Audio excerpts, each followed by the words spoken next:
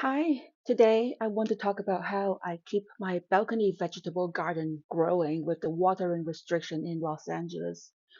If you're affected by the watering restriction like me, let's commiserate and celebrate our resourcefulness. If your watering situation is going swimmingly, good for you. Maybe you can still watch this video and get a glimpse of what's in the future for you. All right, no more kidding. Watering restriction is a serious matter. You see, watering restriction is not quite amenable to growing vegetables. Now, I support the restriction and will comply. The solution to the watering dilemma is gray water. In my case, so far, I only need to use what I call light gray water, or water that's lightly used. Let me show you. I change my cat's water every day. That, plus the water for rinsing out the bowls, can easily add up to almost half a gallon or 2 liters. Most days I cook at home, and there's a lot of water that can be collected. Washing and rinsing vegetables takes anywhere from 1 to 3 gallons of water. There have been many occasions where I harvest veggies from my balcony garden, wash them, and pour the bath water back to the soil. If I blanch vegetables, that's about 1 gallon of water that can be used for watering also, after it has cooled down, of course.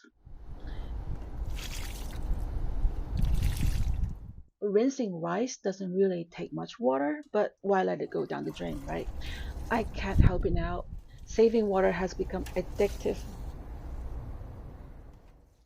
And then there's bathroom water. I now keep a basin in the bathtub to collect water for hand or face washing. The other source is from the shower. Our building has one communal water heater, and it takes a while for the water to heat up. I think I collect 3 to 4 gallons of clean water every time I take a shower. We may need to fix the plumbing, but until then, I will keep all the water for sure. I haven't needed to collect the shower water itself yet. We'll see. There's really a lot of water that can be saved around the house.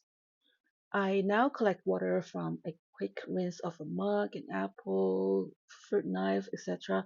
Basically anything that's not heavily soiled or greasy. Even for the pots and pans, those are usually heavily soiled or greasy and need to be washed with dish detergent. I can still collect the last rinse.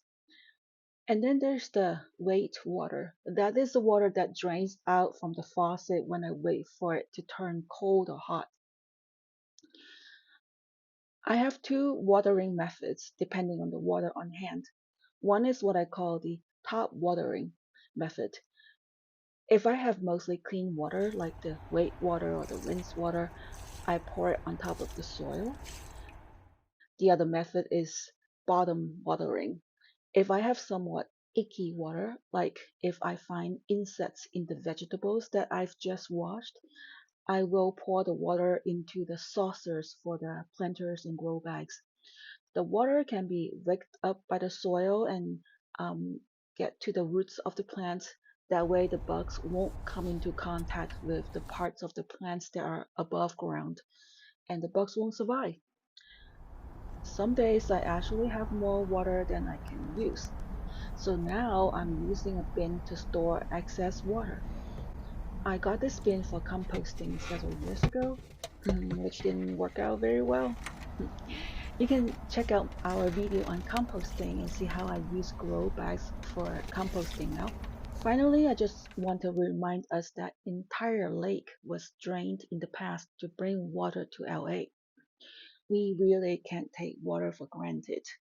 But I want to end on a happy note that my veggies are doing pretty well so far, living mostly on light gray water. One more thing. It's funny that my niece, who lives in Seattle, is actually dealing with the opposite problem. Too much water. That and not enough sunshine turns her veggie farm into a mushroom farm. Check out her funny video and see for yourself.